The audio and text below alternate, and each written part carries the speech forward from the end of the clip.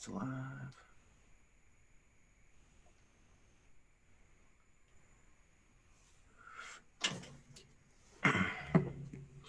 The live chat rolling.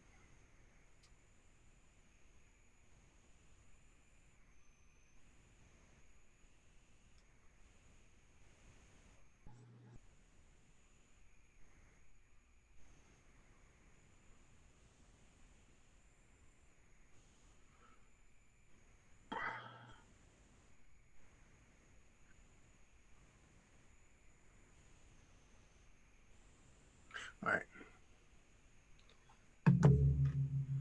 3, 2. Welcome to the Around the 412 Fantasy Football Show, proudly presented by Crowworthy, where winners are serving winners coast to coast, sports, gambling, and more. Follow at Crowworthy on Twitter. Visit them at crowworthy.com. You can also check out Crowworthy Pittsburgh City page for podcasts such as this one, blogs, and more. I'm Smitty. With me, as always, is my co-host for the show, Donnie Druin. How's it going? Beautiful intro. I think we got to get Different. used to It's hearing different. it. Yeah. Different but good. Yeah. There might be some people that only listen to the fantasy football show as opposed to our Steelers talk and our Penguins Pirates talk. If you are one of those people, Around the 412 has switched networks. Again, we joined a group called Crowworthy Media Group. Again, you can go to crowworthy.com, check them out, follow them on Twitter.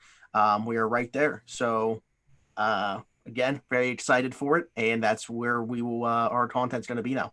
But as far as like a content standpoint, things are going to look and sound the same. So again, we're very excited for it, but hopefully there's not too much of a change for you guys.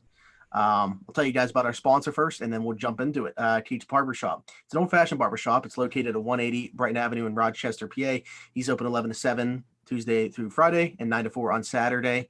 Every Tuesday is $5 off for military personnel, first responders, and nurses. Again, Keats Barbershop, 180 Brighton Avenue in Rochester, PA.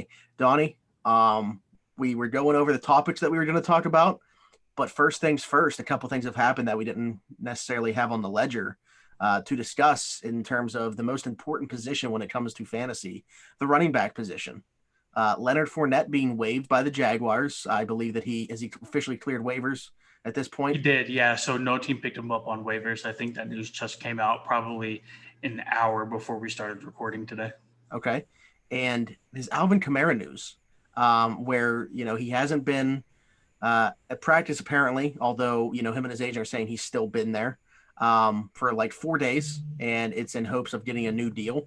We're seeing a lot of running backs, or not a lot of running backs, but he's seen some running backs from the exact same draft class as him get paid. When you look at Joe Mixon literally just today, and obviously Christian McCaffrey's been paid.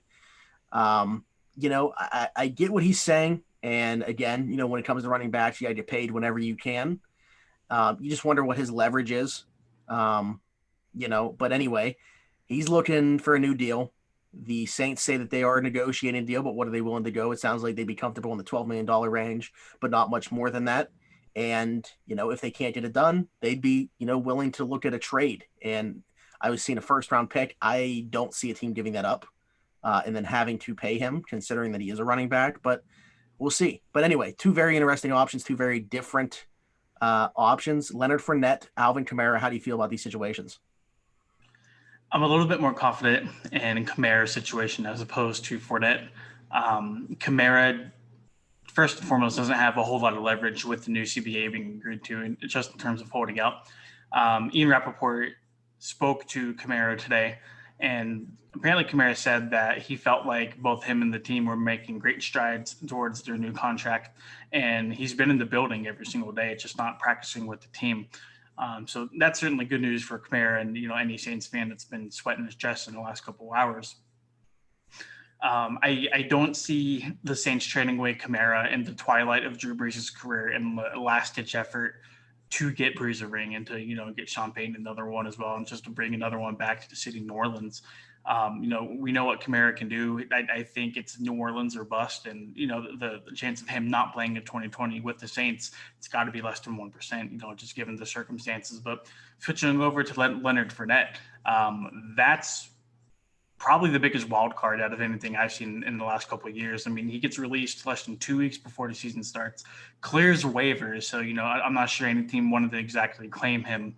And now he's just on a open market, and a lot of teams have been through training camp already. They've already somewhat established in their heads and on their depth charts, they're running back 1 and running back 2, and kind of throwing Fournette into this mix would just be not a disaster, but it would certainly throw a wrench into some things for any team that wants to add him to a roster. Off the top of my head, I can't think of any phenomenal landing spot for Fournette. It was Jacksonville for me, but now he's gone. Well, that's the thing is I actually have both those guys in one single fantasy league, Kamara and Fournette. And my thought with Fournette, taking him, I think, in the 4th round, my thought was simply just the workload is going to be too great in Jacksonville. And I mean, no matter where he goes at this point, he's going to be part of a committee. I mean, I look at a place like maybe the Rams with Jalen Ramsey being there and, their lead back being a rookie in Cam Akers, who I really like Cam Akers as a player. But again, just kind of like the weird offseason, does he really know the playbook to its extent? The question with rookie backs, the first thing that always pops in the mind is pass pro. Is he going to be able to do that right away? Maybe Fournette could step in there and be, a two-headed monster with Cam Akers. Maybe, give Cam Akers the receiving role out of the backfield. I don't know. I don't know. That's really like the first place that comes to mind. I know people are throwing around Tampa. I know people are throwing around New England. People are throwing around Pittsburgh.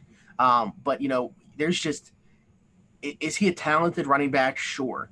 But I don't think that he moves the needle for a lot of these teams. And I also think there's way too many heads in all those rooms already, especially in New England. I mean, they just recently brought in Lamar Miller. So, and I don't even think that he's not even unlocked to make the roster. So, yeah, Fournette said that money wasn't a problem. And I hope it wasn't a problem because no team was going to pay him the amount of money he probably that's why he didn't get anyways.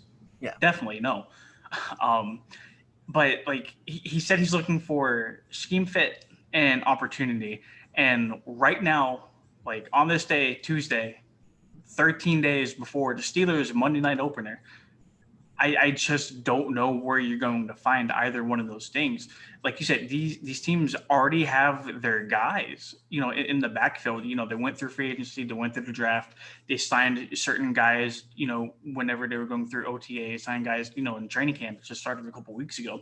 I just don't know where he's going to go. And like you said, wherever he does end up going, it's only going to be a minor role. I mean, Devontae Freeman's still looking for a job, Yeah. Well, in Devontae Freeman's case, he turned down $4 million from Seattle, so that's on him. Right. But Fournette, he's not going to go anywhere and see the same role that he would have seen in Jacksonville. I mean, that's why people are saying like, oh, I know a place that can use a workhorse running back, Jacksonville. So, I mean, it's an interesting situation, especially with how close it is to the start of the season, because most years you can say, like, if a situation like that happens, you can blame it on, we did the draft too early or something like that. That's not really the case this year. It's just weird that this is happening this close to the season, but they literally tried to trade him up until this point, couldn't get anything for him. And what does that say? I think that Jacksonville, obviously we know how poorly they ran, but they just literally, they're not afraid to show their cards, and it always comes back and bites them. Like, why are you even talking about, these trades like this? You have Khan going on Twitter and arguing with one of their players, Yannick Ngakoue, while he's still on the roster. It's just, what a poorly run franchise. And there's literally like nobody there that was on that team that was in the AFC Championship in 2017 now. Yeah, and you talk about that, and then you can also talk about what's happened in recent years as well. Calais Campbell's now gone from that team, for a couple of good reasons why. They waited the last second to release Leonard Fournette, and I don't think that's an accident, by the way. Fournette did file a grievance today, and I do imagine that would be a part of that grievance. Let's look at, the fact that the Jaguars are one of the more popular teams in the league to tank this year and try to get one of the top quarterbacks in the 2021 draft. I mean, I don't know how you feel about him, but I think Gardner Minshew is a pretty decent quarterback. I don't think he's some franchise revolutionary guy, but to be giving up on him, whereas you can use that high draft pick for another skill position player or another offensive lineman to protect Minshew, to give up on him so early in his career kind of reflects badly on them as well. Yeah, what I'll say is I like Gardner Minshew, okay, but if they're going to be in a position most likely, even with Fournette, where they could have drafted Trevor Lawrence. But let's say, I would have put Minshew in, you should be putting him in the ideal scenario, to try to see if he is the guy.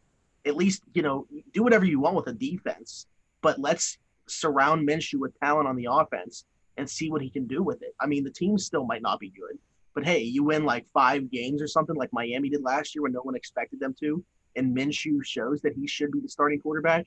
I mean, that changed your mind about the guy. And you're putting him in a scenario where he's going to be having to throw the ball up to DJ Chark 1,000 times this year and seeing if he can come down with it. I mean, yeah, it's not an ideal scenario for a quarterback, and they just keep making it less and less ideal. And for a guy that, won over so many fans just within one season there on, a local level, like Jacksonville fans, but also on a national level. I mean, he gave them, fans something to watch, and people can connect him to Jacksonville. It's a bad look for the Jaguars all around. And again, it's not something new for them. I think his probable most ideal landing spot right now might be kind of like a rotational role with the Cardinals, because they really don't have a bruiser back like him. They just have Kenyon Drake, who's a very good pass catcher coming out the backfield. I think best case scenario. Okay, you know how I mentioned that I have Kamara and Fournette in the lead? My other running back in that lead, Kenyon Drake. Dude, you probably got Jake for good value, but I just think that like we said already, Fournette's going to have to take a lesser substantial role. And I just feel like if we're talking about potential fits, Arizona's probably one of the more ideal teams, although I don't think they'll reach out to him. Yeah. Yeah, I mean, unless, Tampa were to cut the ties already with Shady, because I know that he signed there. I mean, Shady doesn't worry me in Tampa Bay. I mean, he was a healthy scratch for a lot of games in Kansas City last year, so he doesn't exactly scream like this vulture. No, not me either. I don't think he brings any fantasy value at all, but I'm just saying it's something that it's a body that I would, worry about affecting somebody else's fantasy value. Right. As far as Kamara goes, I went on our show when we did our Steelers talk and general NFL talk, and went as far as saying that they would have an extension done and I wouldn't worry about Kamara being there for week 1. And I still feel pretty confident in at least that he'll be there week 1. Not so sure as far as the extension. I would love to see something done. Obviously, as a Kamara fantasy owner, and I feel like I am every year. So, but yeah, it's worrisome to me a little bit that I have those two guys on the same roster. But if I were picking a situation, it's obviously Kamara. I think he's the more dynamic back. Like if a team's trading for him, say that were to happen, wherever he were to go, and we could talk about potential landing spots there as well. Wherever he were to go, I feel like he's automatically going to be the feature back. So they're going to use him, or try to use him at least, the exact same way as the Saints, where you're going to see him catch 80 passes out of the backfield. Yeah, I'm not worried about Kamara should he be traded anywhere he goes, because I feel like a team who's going to give up a significant amount of draft capital to get him is going to make it a point to get him the ball early and often. So I completely agree with you. I think Fournette's kind of on the complete opposite end of the spectrum, just in terms of me worrying about fantasy value for him. Now, what team do you, even pops to your mind in terms of Kamara? Realistically, none, because I don't. Why would you give up significant draft capital to go get a running back and then have to pay that running back the following offseason when you just draft one of your own running backs that you can kind of groom and mold to your own system for fractions of the cost? I can't think of any teams that truly need running backs right now. I mean, maybe a trade with the Patriots to where the pass catcher like James White would be flipped and go back to New Orleans, because they would still need a running back to catch up passes. That as good as Latavius Murray is, I don't see him catching 81 balls a game like Alvin Kamara has the last couple of years. Yeah, man, that would suck. I saw people throwing out Washington and Miami as the top two. Yeah, Miami kind of lesser than Washington, just because Miami does have Matt Breida and then Jordan Howard as well.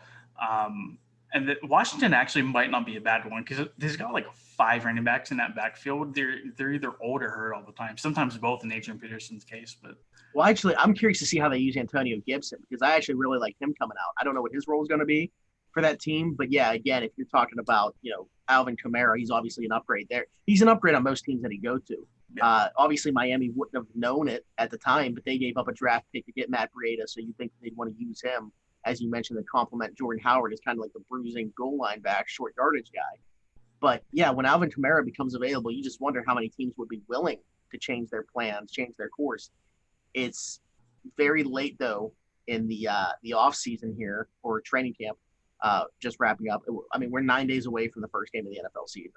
How many teams can change direction at this point to accommodate Alvin Kamara or Leonard Fournette for that matter? It's gonna be interesting to see.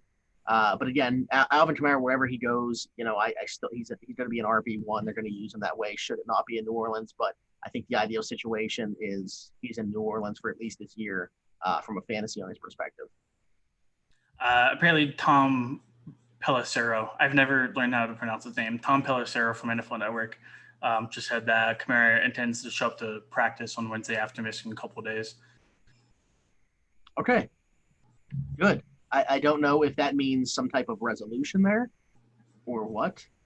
We'll see. Hopefully he shows up and puts some ink on some paper and can put our fantasy minds to rest as far as that situation goes. As a fellow Kamara owner, I 1,000% agree. So yeah. Oh, so we both had a draft this weekend. How did yours turn out for you? It went okay. My league has draft pick trading, so I moved up from 18 to 14 to get a guy I would have drafted at 18 anyway. So that was pretty frustrating. And then some of the guys in their league had maneuvered their draft to where they had like 3 picks in a row in the top of the second and then like early third. So there's just like one like monster team and then 2 really good teams, and everybody else just kind of like at the bottom.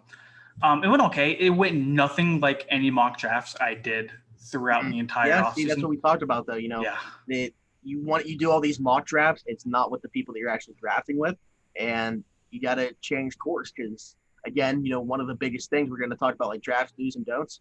Do know who you're drafting with. Yeah. How'd yours go? Yeah, so I had 2. I had one Saturday and I also had one Sunday. I love the one that I had on Sunday. I mean, even before this Kamara and Fournette news, they're both on my team I drafted on Saturday. Even before that, I was happy with my team that I drafted on Sunday. So I got Russell Wilson as my starting quarterback. Allen Robinson and Cooper Kupp are my top 2 receivers. So my first 3 picks were running backs, though. I go Clyde Edwards-Helaire, Josh Jacobs, Austin Ekeler. I have all 3 of those guys. My tight end, I know that we've kind of talked about him being a little bit lower on him than some people. My tight end, Zach Ertz, which I still feel comfortable with, especially when I look at the rest of my roster. The fact that I got a lot of people's, tight end 4 or 5, and I didn't pick them until the 6th round, somewhere around there, 6th or 7th. So I feel comfortable with that value, even though I'm not as high on the player as a lot of people. My bench, pretty solid. Just for fun, I took Joe Burrow as my backup quarterback, thinking, Nice. With Russell Wilson as my starter, he's going to play pretty much every single week. He's a durable guy as well. So I typically don't have to, knock on wood. Obviously, you can't consider injuries anyway, but I didn't feel like I had to get like a 1A, 1B situation. So Joe Burrow, just for fun, he's my backup. Devontae Parker, Hunter Henry, J.K. Dobbins, James White, Julian Edelman, Darius Slayton, and then Jason Myers. And I picked Minnesota's defense because that day they traded for Yannick Ngakoue. So what I really like about my bench, and we just talked about the Kamara situation, say that scenario that you just kind of wildly threw out there plays out, James White ends up in New Orleans, his value's going way up, and I'm loving him on my bench. Definitely. No, it sounds like you had a really good draft, man. Yeah, so I think that team is probably the stronger of my 2. Dak is my quarterback on the other one, which I'm completely fine with. OBJ, I kind of want higher on than I think a lot of people would have. Tyler Lockett's my other receiver. Again, Kamara, Kenyon Drake, Fournette. I also have James White in that league. Hayden Hurst, my tight end. We've been talking him up a lot. I had to make sure I got him in a league with TJ Hawkinson backing up there. DJ Chark, I have him. Jamison Crowder, Carson Wentz is my backup quarterback. Chris Boswell in Philadelphia's defense. So I'm happy with that team. I just feel like Sunday's team, that's a team that I would automatically feel like I have a playoff team. Barring injury, I feel really good about that team. Yeah. How many people are in your league? They're both 10. Gotcha. Okay. And that's what I'm Um, saying. Like, I would feel if that was an 8-man league and I came away with that team on Sunday, I'd be very happy, let alone a 10-man. yeah. I also went running back heavy in my draft because I kept Kamara and then drafted McCaffrey number 1 overall. Yeah, that's Traded up to 14 to grab Aaron Jones, put him at my flex. My receivers I'm kind of iffy on AJ Brown and Robert Woods. They're not terrible. Don't get me wrong. I'm just not like jumping for joy, like I'm not putting them in my lineup every week saying, oh man, like today's the day they have for a great game, even though both of them are, they should see crazy targets heading into 2020. Evan Ingram is my starting tight end, but I also picked up Hayden Hurst as well because I feel like I've talked up Hayden Hurst more than any other tight end in this podcast, man. He's phenomenal.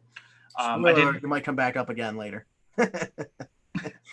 I did go receiver heavy, so I went Lockett, Gallup, CeeDee Lamb, and Deebo Samuel on my bench for my receivers.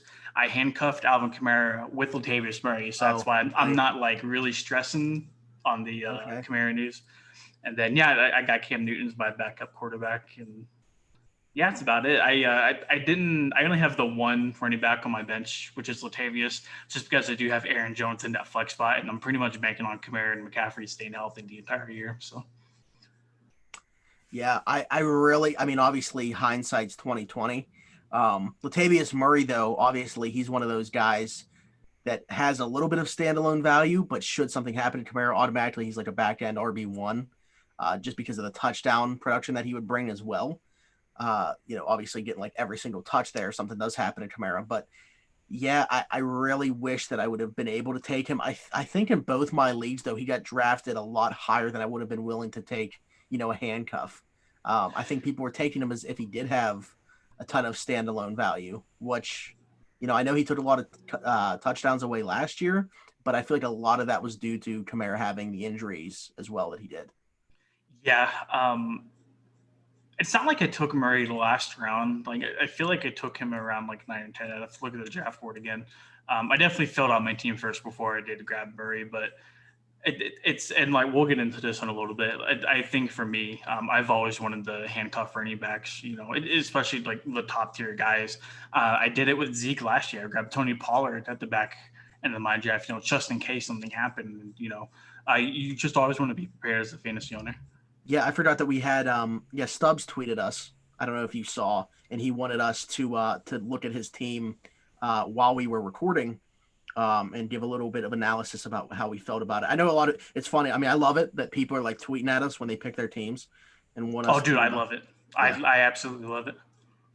So, okay, Stubbs came into this with pick number 2, and if anybody knows how I think I've talked about how my league works on here, but I'm not too sure.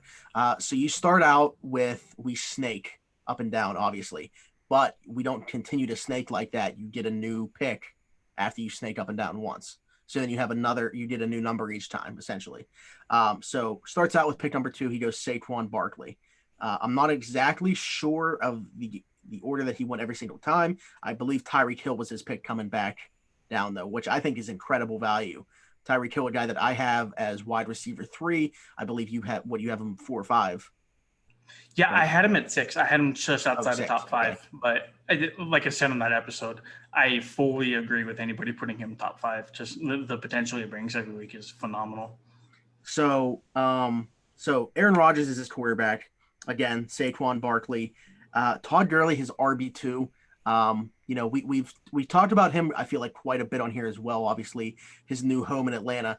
The goal for them is just obviously keeping him fresh, keeping him healthy.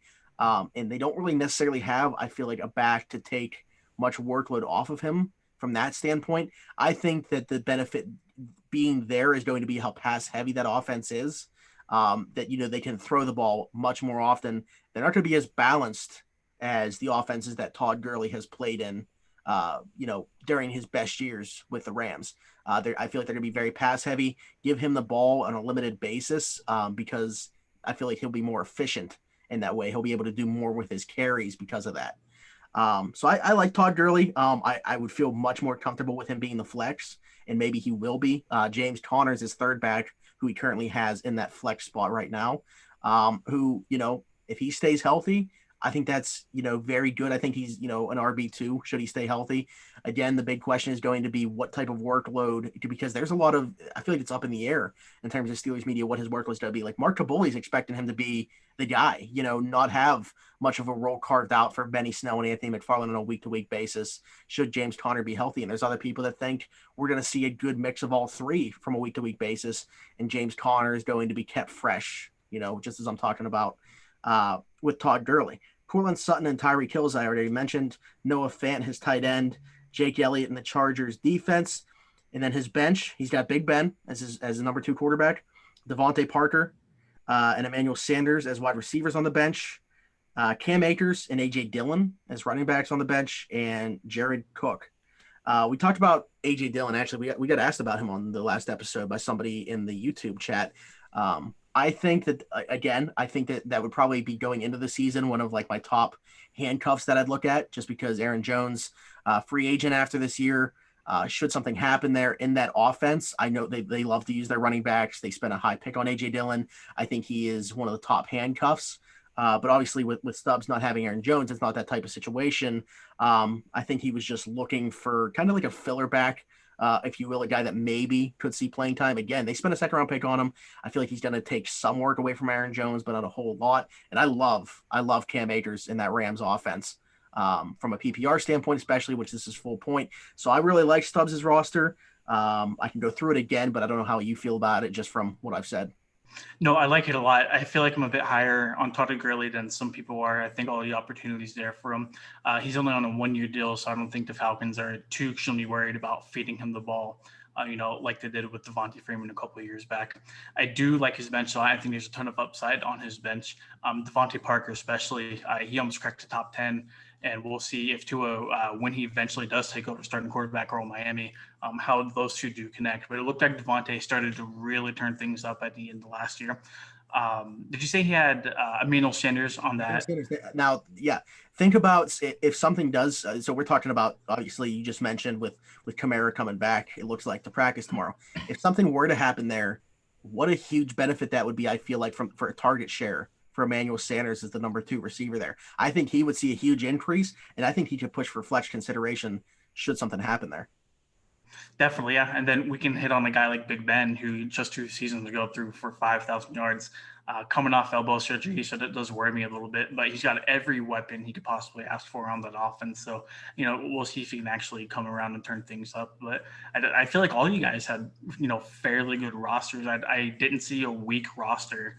At least people that like tweeted at us and sent through DMs and stuff. Yeah, I feel like for a couple years now, I haven't been incredibly high on Rodgers from a fantasy standpoint. I feel like the results are kind of starting to show that. Again, they've been a little bit more run heavy. But this year he's going to be, motivation is not going to be a question. I think he's coming in with a chip on his shoulder. I'm just a little skeptical about the weapons he has. I mean, it's Devontae Adams, it's Aaron Jones. We'll see how much A.J. Dillon gets, put into it. You're really relying on like Allen Lazard to come up as a wide receiver too. Marquez Valdes-Scantling's obviously there.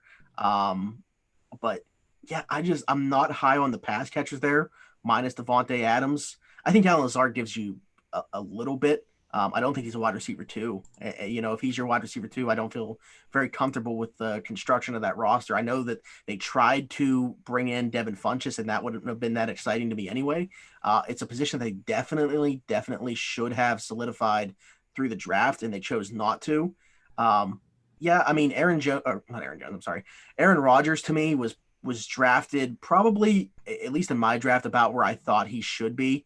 I'm not super excited about him. I think he's a back end QB1, but I would feel honestly more comfortable having another guy. That's why for his sake, and obviously for Steelers' sake, I really hope Big Ben is back to form, because I could almost potentially see him end up taking over as his QB1 should things go the right way.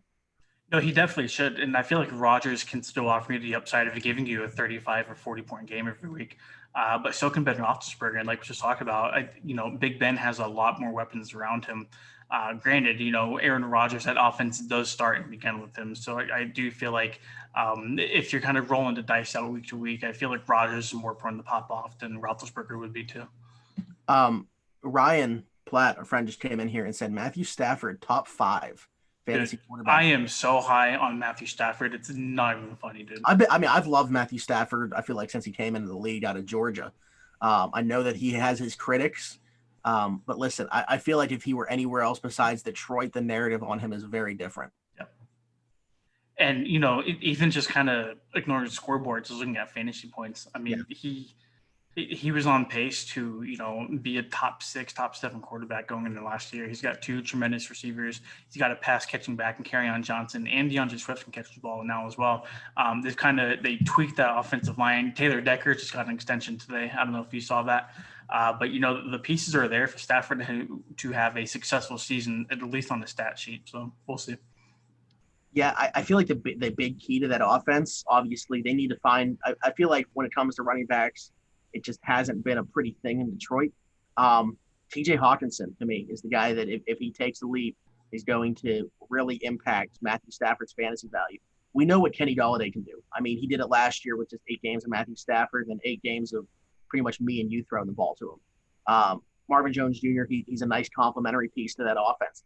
I feel like TJ Hawkinson's like kind of the X factor in that passing game. We see tight ends all the time take that second-year leap, and can he be the next guy to do it? If he is, Matthew Stafford's fantasy value could very well push, top 7, top 5. Digging it? Yeah, I dig it. Can you dig it, brother? Okay, so I texted you this kind of late because we weren't like originally planning on doing this. So I use ESPN's obviously PPR cheat sheets for everything. I'm going to tell you where a guy is ranked on here. You're going to tell me if you love it or hate it just based off where that guy's at. So you could like them as a player, but do you like them? Or I'm sorry, love. We got to use the word love, not like. But do you love them at where they are currently ranked on these boards? So let's just do one by position. I feel like that's probably the easiest way to go. I got to do it. Tom Brady, QB8. Hate it. Really? I hate it. I feel like there's a big divide when you talk about Tom Brady, because you have half the people saying how Brady didn't look terrible in New England his last year and how Tom Brady can still throw the football. And then you have the other half of people, which I would consider myself in, that see a rapidly declining Tom Brady. And I don't care who he's throwing to. I don't care who's his offense coordinator. At the end of the day, you need to be able to put balls in places that, you need to be in order to be successful. And he didn't do that last year. The playoff game against Tennessee, he looked like a completely different Tom Brady than we were used to seeing. And, I don't think that's a coincidence. QB8 is very high for me. I understand Chris Godwin is there. I understand Mike Evans is there. OJ Howard, Gronkowski. Bruce Arians is, the head play caller there. We've seen his offenses and, Arizona and Pittsburgh and even Indianapolis as well. I can kind of understand the hype going around him, but for me, at the end of the day, I just don't think he's got the arm that he's, used to having. He's in a completely new system. He's different place, even, different location, different weather he's going to have to get used to. And granted, Tampa Bay weather, I feel like, not too shabby of a place to get used to, but at least for fantasy wise, I hate him as quarterback 8. I think I agree with you. And it's not so much about him. It's the guys that are listed right under him. I just feel like provide more upside. Right under him, Carson Wentz, Josh Allen. So Drew Brees, you would kind of say, I feel like, is kind of in that same boat where he doesn't have the arm strength anymore. It's more of, the mental aspect of being a quarterback is why he's still so effective in this league. But obviously in New Orleans offense, I think I'd still be higher on him, at least going into the season, than a guy like Tom Brady. Guy that we just mentioned, Matthew Stafford, right under him. Aaron Rodgers under him as well.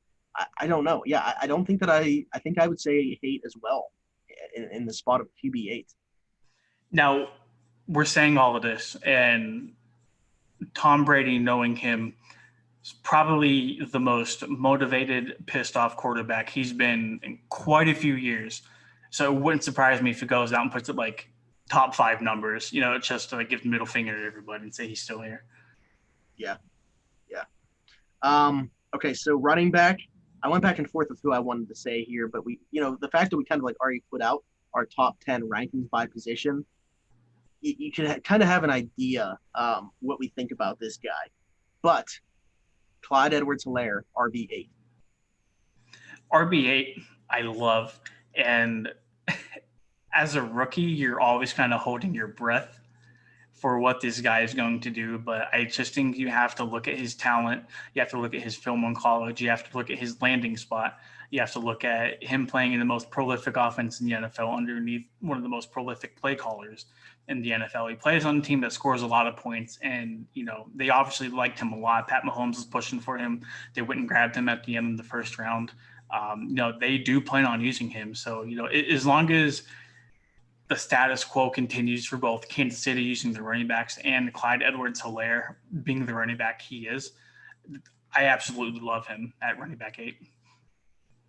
I agree with you. I've talked myself up. So when we put out those rankings, I said I would have had him as like 11 or 12.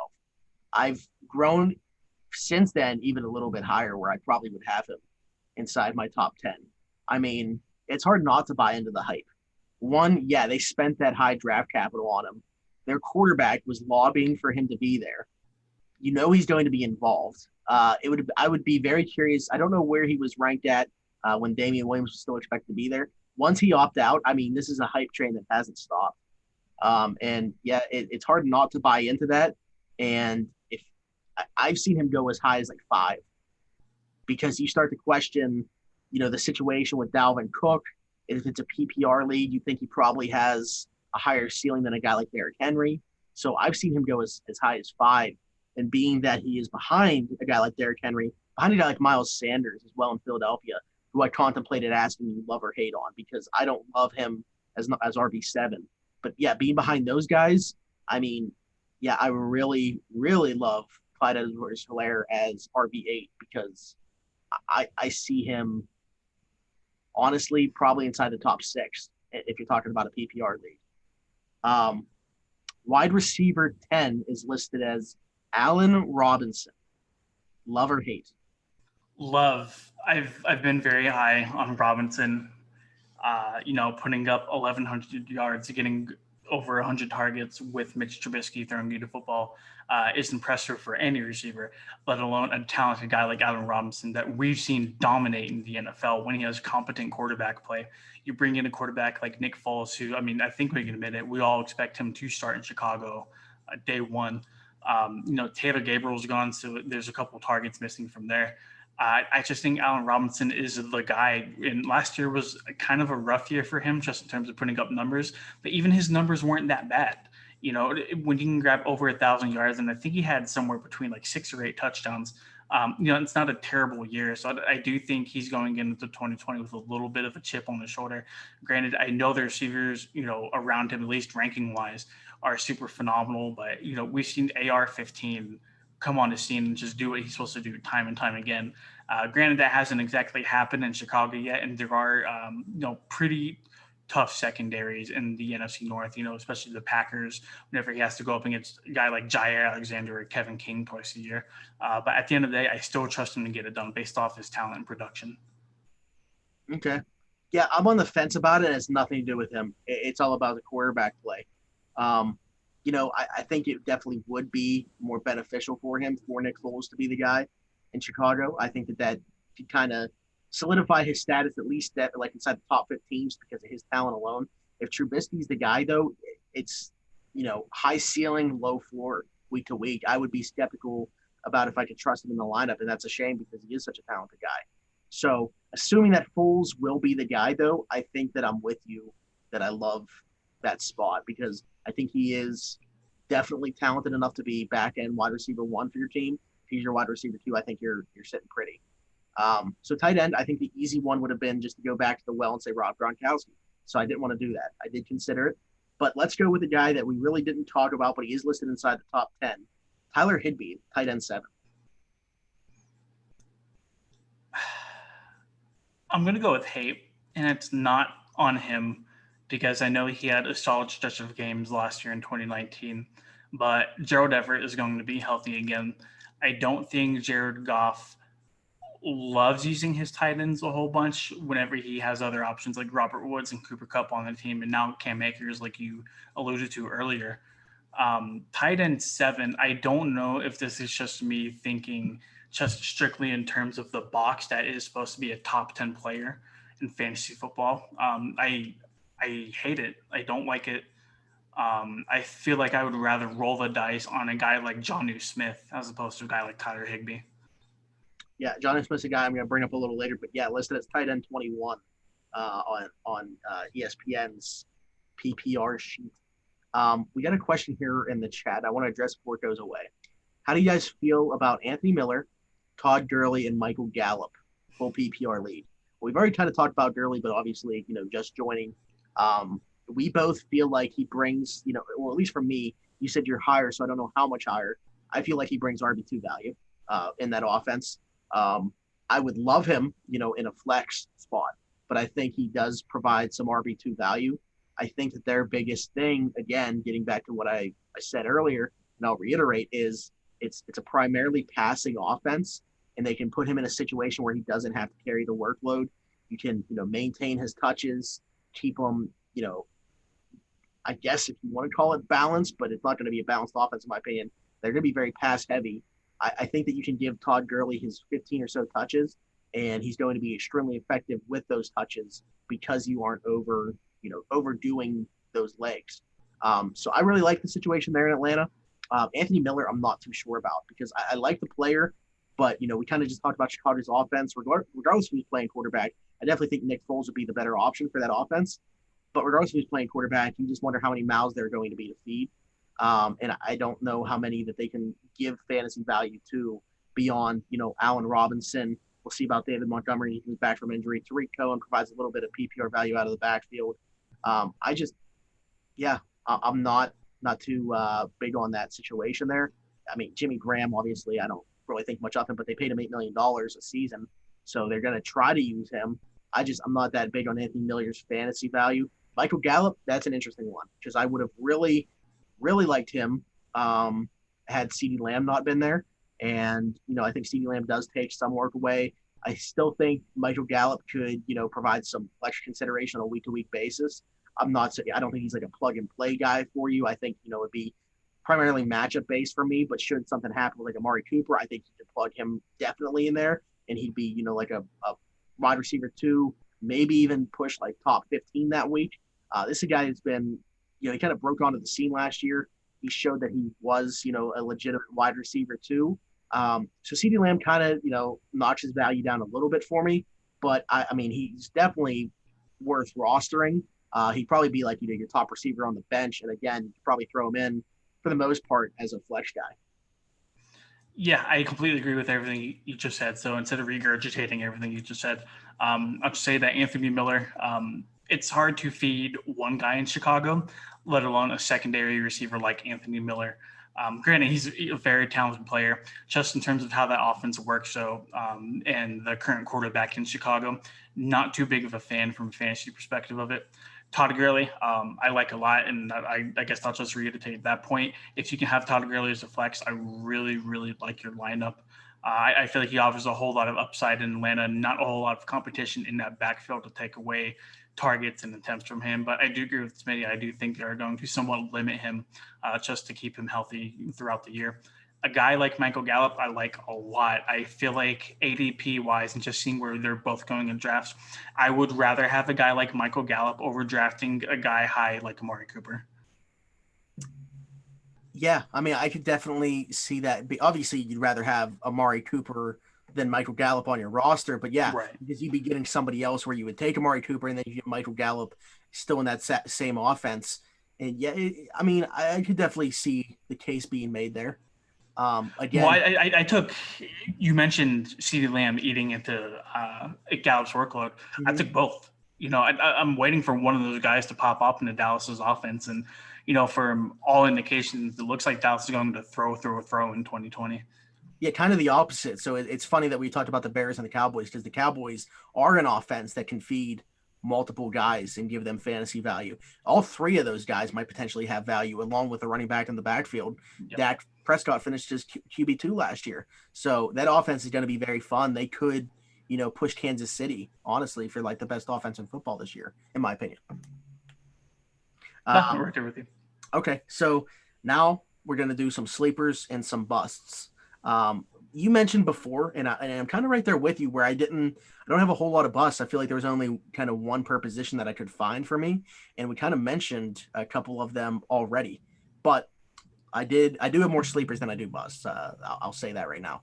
So sleepers, this is just based off where these guys are ranked. Again, using Yahoo's PPR format. So we kind of talked a lot about the pieces on this offense already. Jared Goff at QB 18, I feel like has pretty solid value there. I understand, what he did last year, but look at the year before that. And I just think that really in that offense, Sean McVay is gonna, make some adjustments this year. They're gonna simplify things. I think Cam Akers could potentially provide more, in the passing game and help out Jared Goff more than the running backs that have been there, a Todd Gurley type, just because of the knee issues that we've seen. So I like Cam Akers in that offense. Obviously, they lost Brandon Cooks. Tyler Higbee, a guy that we just talked about, and it's funny. I'm gonna, use him to try to elevate Goff because I'm going to talk about him a little bit as something else. But him and Gerald Everett as the tight ends. I love Cooper Kupp. And obviously Robert Woods is as reliable as it gets at the wide receiver position. So I like Jared Goff, not necessarily I wouldn't pick him as my QB1, but if you can get him as a QB2, I feel like the potential is there for him to pop off, especially on a streaming basis. If he's sitting there like in free agency, if he doesn't even go drafted, you can pick him up for certain weeks based off matchups. I would absolutely love that. And the other guy at that same position, Baker Mayfield, QB 19.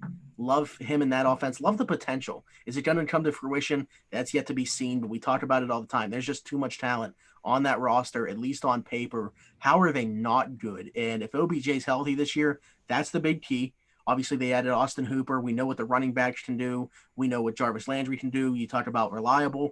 I like that offense, and it's all about Baker Mayfield. He's got more protection this year. So, do you have any? Did you pick any sleepers at the QB position? Kind of, yeah. So that it's funny you bring up Jared Goff because I also had Jared Goff, not as a sleeper, but just in terms of ranking somebody and kind of going back and forth with it. I use Fantasy Pros expert consensus ranking, so it kind of pulls from all the websites to create like one big database ranking. Goff was QB 17, so right around that QB 18 mark that he was at.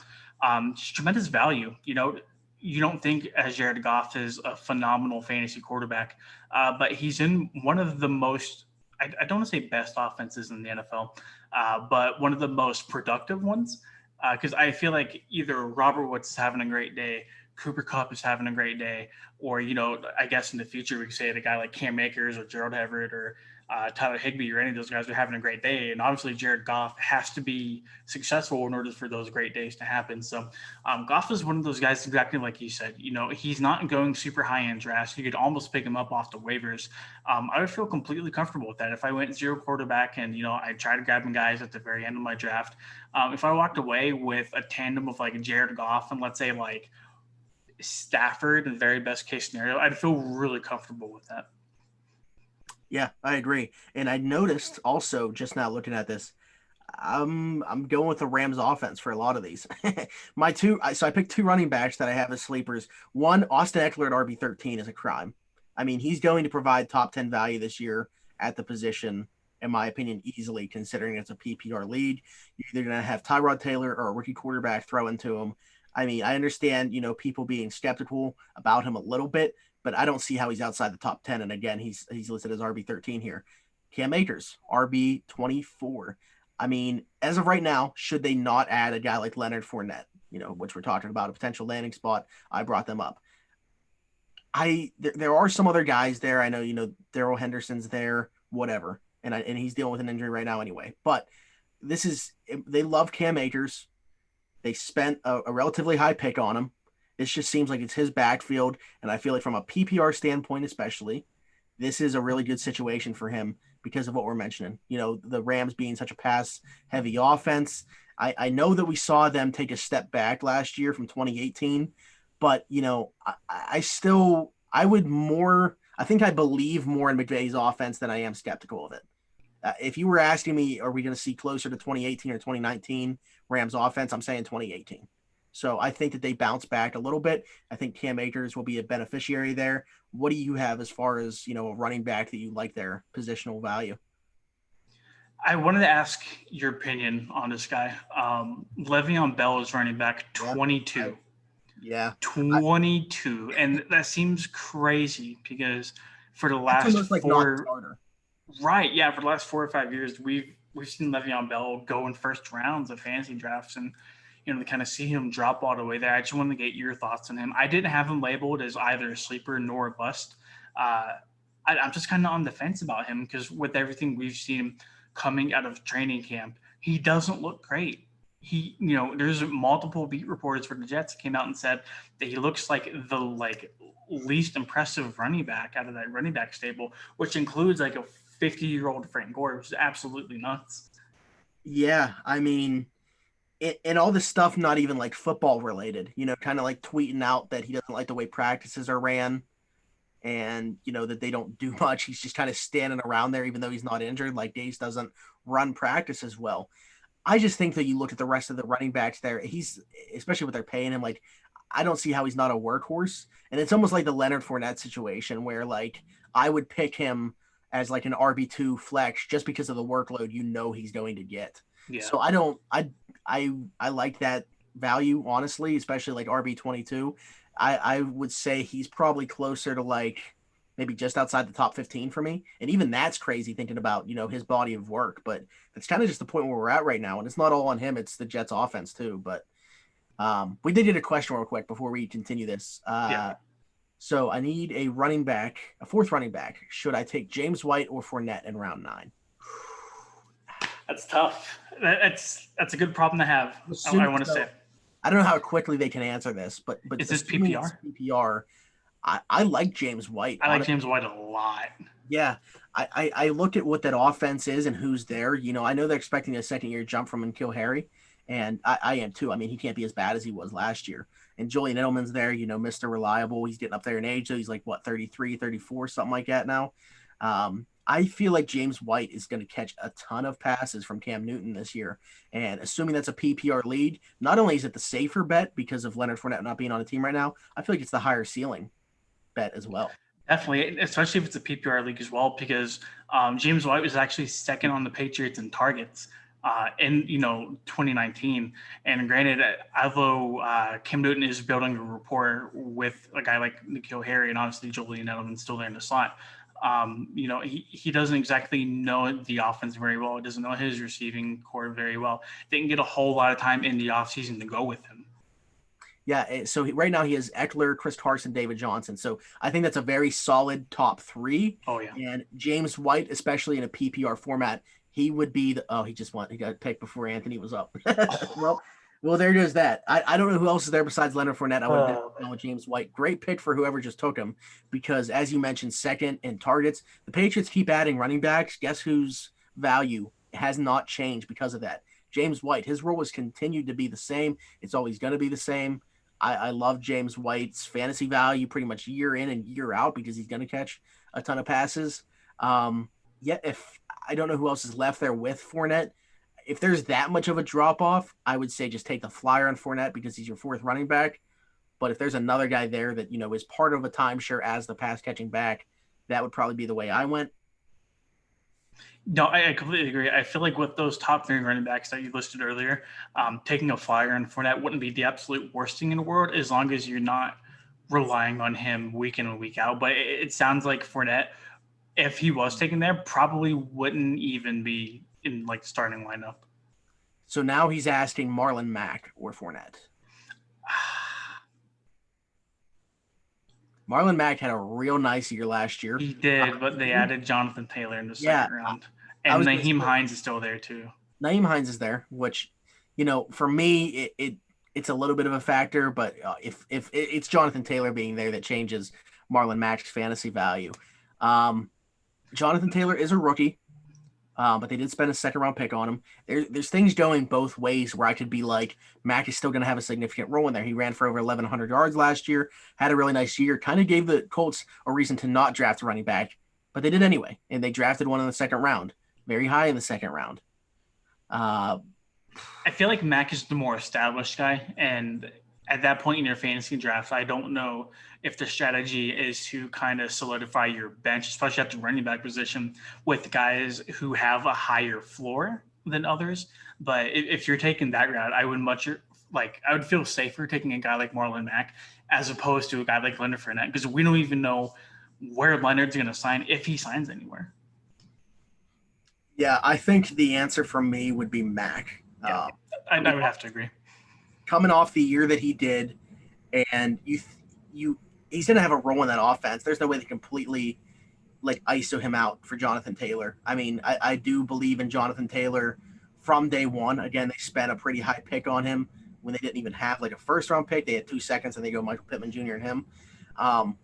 But I see them. I can see that being close to like a 50-50 split, honestly, at least year one. Maybe Marlon Mack isn't there next year, and I would get that. But okay, well, he didn't listen to us, so Who do you take? he ended up taking Fournette. At worst, he's RB4. Send it. I mean, again, I understand the logic there. If you already have 3 backs, might as well try to throw a dart because, as I talked about with like James White in New England, I don't think it's the same situation for Marlon Mack where like he has that pass catching ceiling role. So I get just wanting to throw the dart there, feeling like Fournette is the higher upside guy should he go into a good situation. Again, he put up decent numbers in Jacksonville. Imagine if he actually went to like a scheme that fit him perfectly and had an offensive line, which we could see. It's a question mark where you're taking him in round 9. I don't know what his receivers look like though either, because if he's not playing David Johnson week to week, as his flex, and he's like your number 1 bench guy, that makes it much more palatable that like Fournette would be your second running back on the bench. Yep. So I don't know, that could be the case as well. But who even is the running back on the Jags? So I know Raquel Armstead is there, and I believe that like he's going from a fantasy standpoint. I think he's doing the highest right now. I think he's listed as like RB39. Chris Thompson is also there, the former like pass catching back for Washington, and I would be interested to see where he starts going, especially in like PPR leagues, because Raquel Armstead's not going to catch passes there. It's not really his thing. Maybe they even bring in another running back. Who knows? It's Chris Thompson, Armstead, and then Devine Ozigbo. Yeah, he's the one today that like chugged that can with Gardner Minshew, and people are like, never mind, this is the guy. I wouldn't touch that running back situation right now. No, not at all. But if you're pegging one running back to kind of emerge out of there as the lead back, just based off of experience and what we've seen them do, probably Chris Thompson. Yeah. So his receivers on that team are Michael Thomas, Juju Smith-Schuster, Tyler Boyd. So yeah, again, you're fighting between Tyler Boyd and David Johnson for that flex spot. Should it be Tyler Boyd and David Johnson's your number 1 running back on that bench, I would feel much more comfortable, with the fact that you threw that dart hoping that Leonard Fournette lands in any situation, but ideally a good one. Okay, so my wide receivers, getting back to the sleepers and busts, my wide receivers that I have as sleepers, I keep talking about the Rams. Cooper Kupp at wide receiver 20 for me is ridiculous. This is a guy that finished in the top 5 last year in PPR leagues. I think he's going to be kind of right back in there. Again, we saw, Brandon Cooks lead that offense, which, he was kind of in and out last year anyways with the concussion issues. But that opens up a little bit of targets. Cooper Kupp's a guy that can move inside, outside, whatever they ask him to do. There's talk that he'll play more on the outside this year because of the 2 tight end sets with Everett and Higbee. I like his role in that offense regardless. I think he's a guy that they kind of funnel targets to. Him and Robert Woods can both get fantasy value out of that offense. But again, being that he finished in the top 5 last year, the PPR leagues, don't see a way for me to not have him inside like my top 10, potentially like 12 at the lowest. At 20, I don't get it. Yeah, I know how high you are on him, so I'm not going to keep preaching to the choir. I think my sleeper, because I actually have 2 sleepers at the wide receiver position. One of them is going to be DJ Chark, who is at wide receiver 19 right now. Over 1,000 yards, 8 touchdowns in 2019. Fournette's out of the picture. Not that that would impact the passing game a whole bunch, but that does kind of shift the thinking and the game planning of a more aggressive aerial attack, at least through the air. He already has an established relationship with Gardner Minshew, so I'm not too worried about that. And at least for me, Chark's definitely wide receiver 1 in Jacksonville. There's going to be plenty of opportunities. He's wide receiver 1, 2, and 3. Oh, yeah. Plenty of opportunity when it comes to garbage time in Jacksonville. I think he's going to kind of be like Mike Evans. I think a lot of his points coming from last year and heading to this year are going to be from garbage time, whether it's touchdowns, receptions, whatever it might be. But, if you're picking one position player out of Jacksonville to have a really nice year, I feel like it's DJ Chark, and especially at wide receiver 19 too. I feel like the upside is really there for him. Yeah, I considered him. You mentioned you have another receiver, and I'm curious who that is because it could potentially be the same guy. I think it's the same guy. I'll go ahead and say his name, Deontay Johnson at wide receiver 37. That's my guy. Yep. Yeah, it is. I mean, I'll let you talk about him because I feel like I'm always talking first and end up having you regurgitate what I say. So, no, you're good. Led the Steelers in almost every major statistical category in 2019. One of the best up-and-coming receivers in the game. He can finish as a wide receiver 1 in Pittsburgh. Actually, I do think he will finish as wide receiver 1 in Pittsburgh. As good as Juju, James Washington, and Chase Claypool will be. I just think he's that good. He's a crisp route runner. This is his first year working with Big Ben Roethlisberger, so that's really exciting to see. Granted, the progress we saw with Mason Rudolph, with Devlin Hodges throwing him the ball last year, he's just too good to ignore. And he was hurt. Yep. At that groin. So pretty much everything that you just said, I would say about him as well. I think he can stand to score a few more touchdowns this year, having just 5 last year. Just 59 catches. I mean, I think all those numbers could go up with Big Ben. Obviously, we have to see it happen because they don't have that rapport, being that Big Ben didn't play last year. Sans, what was it, less than 6 quarters. So the other guy that I, thought about, I didn't necessarily have on here, but like where he was at kind of like popped in my mind. Stephon Diggs at wide receiver 40. The talent is just too good there individually. We both liked my headset died, so now my sound's coming through my PlayStation. We both like Josh Allen, at least from a fantasy perspective, and that might be due more so to what he adds with his legs as well. But I don't think that like Josh Allen hinders Stephon Diggs' fantasy value that much to where he falls all the way to wide receiver 40.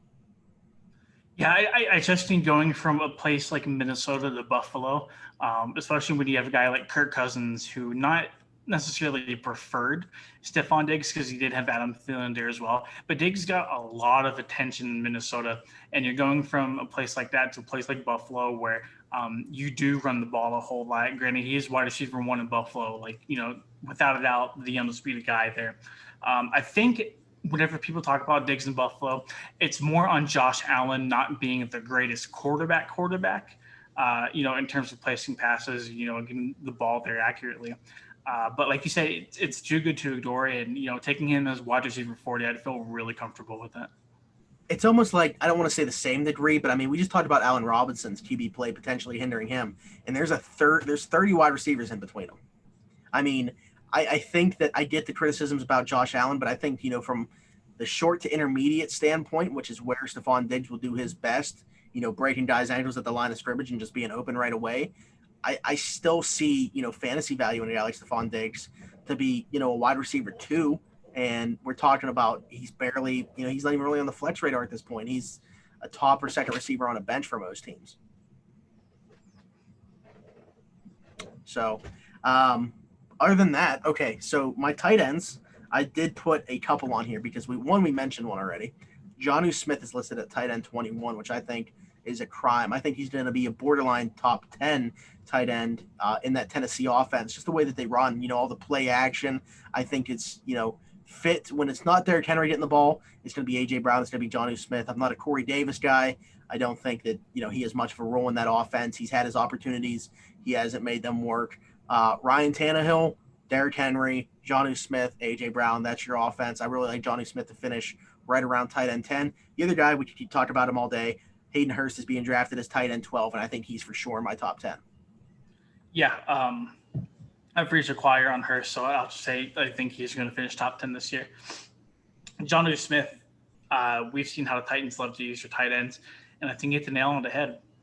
Outside of A.J. Brown, at least in the passing game, Corey Davis just doesn't do it for me.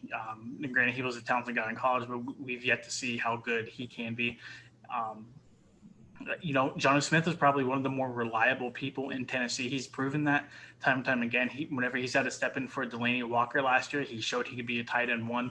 And now in 2020, it looks like he will be. So, as long as there's no considerate drop off in his play, I think he still will get the targets. I think he will get the looks, and I think he will produce top 10 tight end numbers. Was there a tight end that stood out to you in terms not in the sleeper category. You already touched on my bust a little bit earlier. Okay. But not the sleeper category. Okay, so let's go there because I've mentioned two of my busts already. I brought them up to you to see what you thought. Tom Brady's my quarterback at QB8. Just don't like the value there.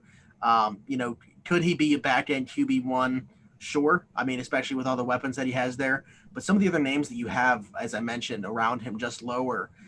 From a fantasy standpoint, guys like Carson Wentz, Josh Allen, Drew Brees, Matthew Stafford, even Aaron Rodgers for me, I just feel like provide more upside than he does from a fantasy standpoint. So not a fan there. And you kind of said that you hate it as well. So I'd assume that you were kind of right on board, but I don't know if you had an actual bust at that position. No, I threw Deshaun Watson at quarterback 6 there. It's just because I personally don't like him, at least at quarterback 6, but I would only drop him down to QB7 or QB8. It's not a hate thing at all. I would love to have Watson. He's listed as QB3 on ESPN's. Oh, wow. Yeah, I mean, I guess you could kind of get me on board with that just as much as the Brady if you have him there, because the guys below him, Kyler Murray, Dak Prescott, Russell Wilson, I like those three guys more than Deshaun Watson. Yeah, same. And I've spoken on the adjustment period that Deshaun Watson is going to go through. Granted, he does have Will Fuller, Brandon Cooks, Randall Cobb, David Johnson, and Duke Johnson, catching balls out of the backfield. But I think kind of like we saw with Antonio Brown in Pittsburgh, it's going to take some time to figure out the offense without DeAndre Hopkins there. So not doubting Watson at all. It's just more of not trusting Bill Belichick to properly and adequately replace the production of DeAndre Hopkins there. Yeah, and, switching to running backs, my guy that's going to bust, at least where they're being drafted at, Miles Sanders is RB7. Don't like that one bit. You look at guys right under him: Clyde Edwards-Helaire, Nick Chubb, Josh Jacobs, Aaron Jones, Austin Eckler, the newly paid Joe Mixon even. I like all those guys more than him. I do not like him in the RB7 spot. I guess, they're going based off the expected workload there. But, man, even looking at it from so this has auction values as well. It would cost you $49 to draft. You can't get me on board with any of this stuff. RB7 is just way too high for me for Miles Sanders, at least going into the season. I mean, hey, go prove me wrong, but I'm not seeing it. No, definitely. And I feel like Miles Sanders is one of those guys to where we're either going to hit on him really big in terms of him being bust, or we're going to be completely wrong, because if he is given the keys to the car in that backfield, he is running behind one of the best offensive lines in the NFL, and there's not a whole lot of guys behind it that can kind of take away from that workload. So it's all up to him. It's going to be entirely on him this season to carry the rock for them. But, from the flashes we've seen in Philadelphia, he's looked great. But I just can't trust a Doug Peterson-led offense to solely rely on one running back like he hasn't for the last couple of years.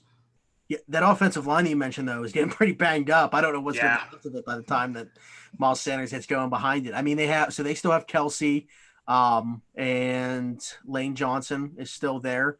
And I'm not sure who their left guard is, but right now, Jason Peters, who they brought back hopefully to play right guard, now is to play left tackle.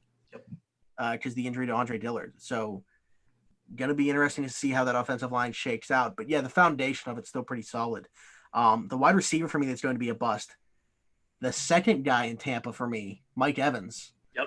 I have him as one of my 2 busts on this list. Yep. So, I mean, I mentioned what I think about Tom Brady. If Jameis Winston were there, I really wouldn't mind him here. And that sounds weird to say, but from a fantasy perspective, again, I feel like we talk about the boom and the bust. I feel like the boom is much higher with Jameis Winston there.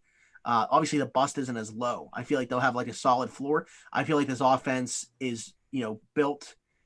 It's going to be through Chris Godwin, in my opinion, the passing game. I don't think that his role will change too much. We know how much Tom Brady loves guys in the slot, and I think from that standpoint, Chris Godwin can still get his numbers and eat in this offense.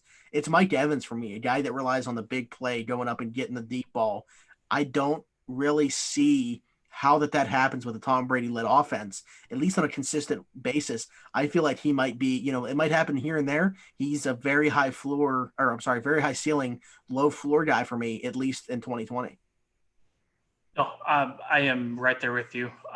Wide receiver 10, at least on the Fantasy Pros expert consensus ranking, absolutely bonkers. I understand he's a very talented wide receiver, but like you touched on, Jameis Winston isn't there anymore. He's not going to be slinging the ball up to Mike Evans, whereas you have a quarterback like Tom Brady, who, let's face it, doesn't exactly favor throwing into double and triple coverage a whole bunch. Brady's going to make a smart play 9 times out of 10. And I think that does not bode well for a value of a guy like Mike Evans. We've said this a couple times in past shows already, but I feel like a guy like Chris Godwin is really going to benefit from Brady being there as opposed to a guy like Mike Evans. So, he can still finish with decent numbers. I wouldn't be surprised. Like I said, he's a really talented receiver, but just fantasy perspective, wide receiver 10, just not going to cut it for me.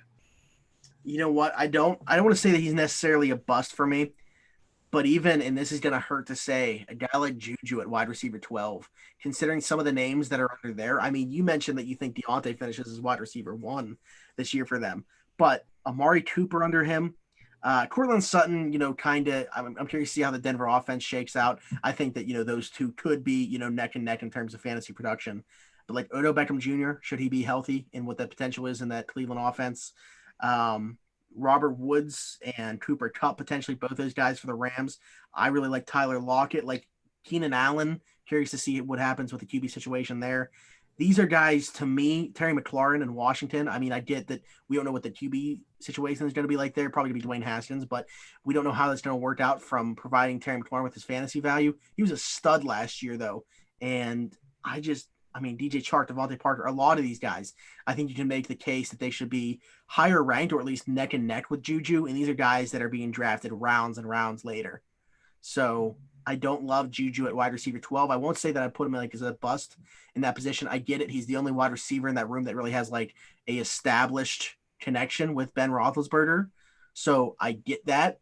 But don't love the value there. Yeah, I'm not crazy about the value there either. Like you just touched on, there's not a whole lot of mouths to feed, but we haven't really seen Juju kind of merge to be the number 1 receiver that a lot of people pegged him to be. And, I feel like 2019 kind of needs to be erased from everybody's memory in terms of evaluating Steelers offensive players. But heading to 2020, like you said, he's pretty much the only guy with a connection with Ben Roethlisberger.